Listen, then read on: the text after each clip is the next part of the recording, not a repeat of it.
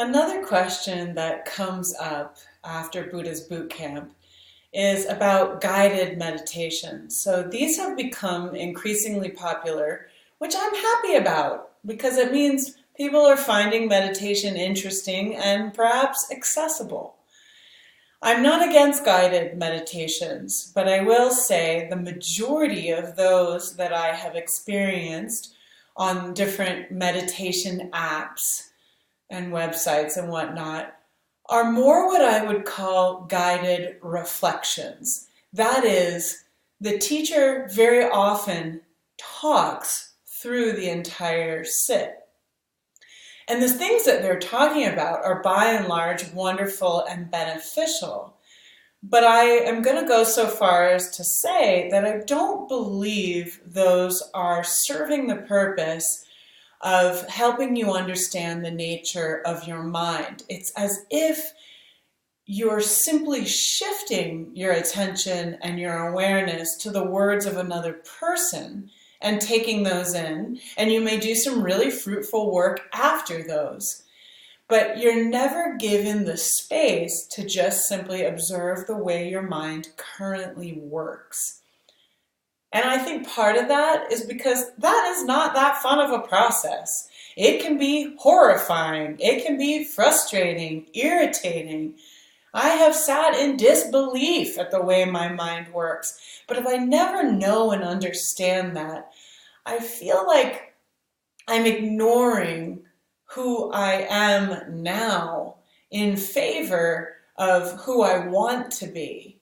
And I think in order to move forward in integrity and in wholeness, I have to do both. So I think those guided meditations, which I call guided reflections, can be wonderful. But let's be clear, to me anyway, they're not the same thing as what we've done this week. If there isn't silence in which you are able to observe the workings of your own mind, the fabric of your own mind, your ability to create thoughts, discard thoughts, be intentional, be unintentional, be habitual, be precise, focus. Do you know what I'm saying? If you're not given space to be able to observe all of that, I'm not sure that you're learning as much as you could about yourself and how you currently are. So my advice would be that you enjoy those as something else, right? So if you get a lot out of them, fantastic, wonderful. And I encourage you to have some of your weekly sits be of the type that we did.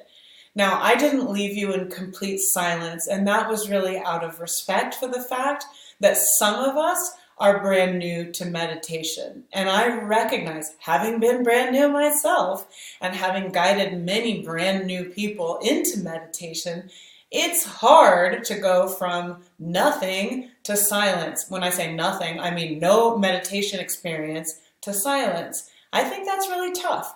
So I call what I'm offering here semi-guided meditation. So I start by kind of harnessing us all, corralling us all together. And then I'll offer at regular intervals little reminders to come back to the points of focus of the day.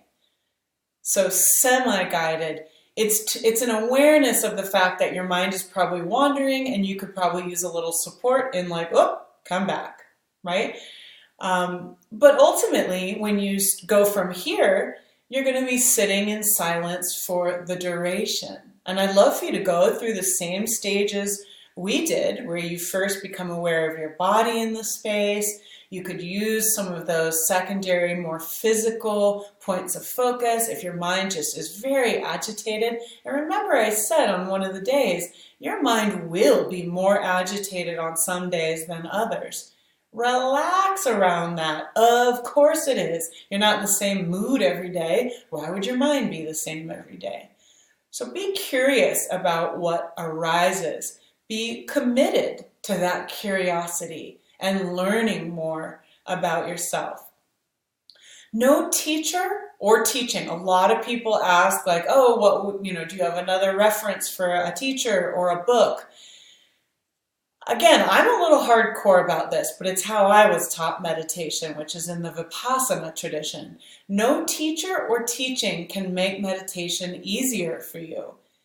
Honestly, if they are making it what you would call easier or easy, I'm going to question whether you're meditating or being guided in reflection. Put it that way. Meditation is hard, and I think that we've tried to sell it as something very pleasant, but it's the kind of thing where over time your suffering decreases. Now that's pleasant, but it's not a quick fix, and boy, we love quick fixes. We love that hit of feeling better, and I think guided reflections can sometimes make you feel better immediately, where the kind of meditation I'm advocating and the type that you may choose to do going forward is like a play the long game meditation practice. It's not about quick fixes. It becomes a place of refuge. It becomes a place where you can sit in simplicity, know thyself, understand yourself, and in doing so you develop compassion for other human beings who are doing the best they can too.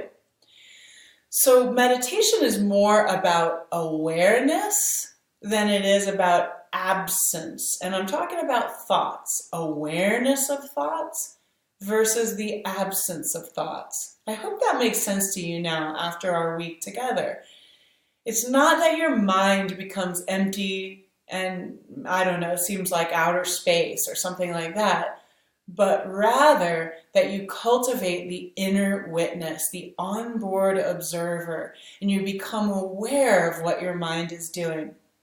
I often feel very much that my mind is almost like a dog. Any of you that have had a dog, particularly one that you got when it was a puppy, I feel like very often my mind behaves like a puppy. Oh, it wants to investigate this and maybe open this up and tear this up and stick my nose in that. It's always just trying to get busy, right? Just getting busy all over the place.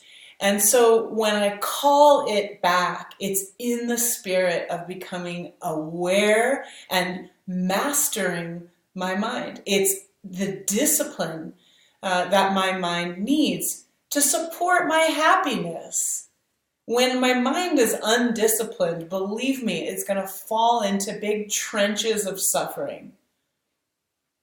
This practice supports me in bringing my mind back and placing it in intentional ways. I'm retraining my mind to behave more intentionally and not habitually, meaning not out of habit. Not just from what I've seen other people do, right? So again, I think you're going to feel the most committed to your practice when you start to get a whiff, even just a little whiff of how the fruits of the practice show up in your life. It may be little things like you find it easier to not pick up your phone while you're with a friend, or maintain eye contact, or be less reactive to some annoying habit your partner or friend might have, or a coworker. I think you know what I mean.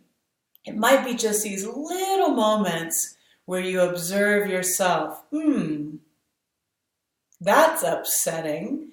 And you can make a choice of how to react rather than just go right into that well-grooved behavioral pathway of reaction. So once those fruits start to show up even a little, I think you'll find yourself, dare I say, enthusiastic about coming to your cushion each day.